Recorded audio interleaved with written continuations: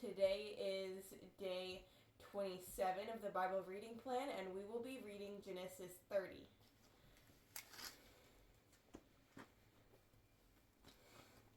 And when Rachel saw that she bare Jacob no children, Rachel envied her sister, and said unto Jacob, Give me children, or else I die.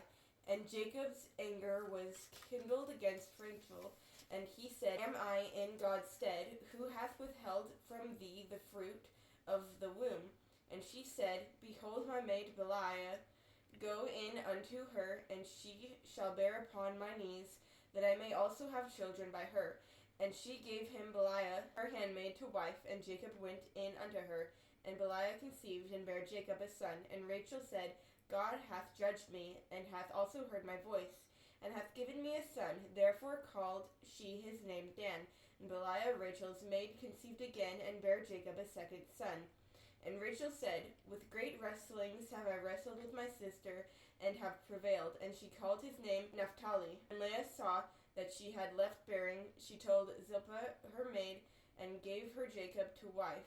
And Zilpah, Leah's maid, bare Jacob a son. And Leah said, A troop cometh, and she called his name Gad. And Zilpah, Leah's maid, bare Jacob a second son. And Leah said, Happy am I, for the daughters will call me blessed. And she called his name Asher. And Reuben went in the days of wheat harvest, and found mandrakes in the field, and brought them unto his mother Leah. Then Rachel said to Leah, Give me, I pray thee, of thy son's mandrakes. And she said unto her, Is it a small matter that thou hast taken my husband? And wouldest thou take away my son's mandrakes also? And Rachel said, Therefore he shall lie with thee tonight for thy son's mandrakes. And Jacob came out of the field in the evening, and Leah went out to meet him, and said, Thou must come in unto me, for surely I have hired thee with my son's mandrakes. And he lay with her that night, and God hearkened unto Leah, and she conceived and bare Jacob the fifth son. And Leah said, God hath given me my hire, because I have given my maiden to my husband. And she called his name Issachar. And Leah conceived again, and bare Jacob the sixth son. And Leah said, God hath endowed me with a good dowry. Now will my husband dwell with me, because I have borne him 6 sons. And she called his name Zebulun.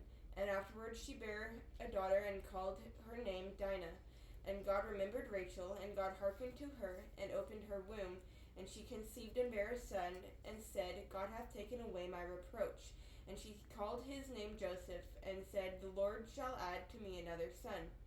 And it came to pass, when Rachel had borne Joseph, that Jacob said unto Laban, Send me away, that I may go unto mine own place, and to my country. Give me my wives and my children, for whom I have served thee, and let me go, for thou knowest my service which I have done thee. And Laban said unto him, I pray thee, if I have found favor in thine eyes, tarry, for I have learned by experience that the Lord hath blessed me for thy sake.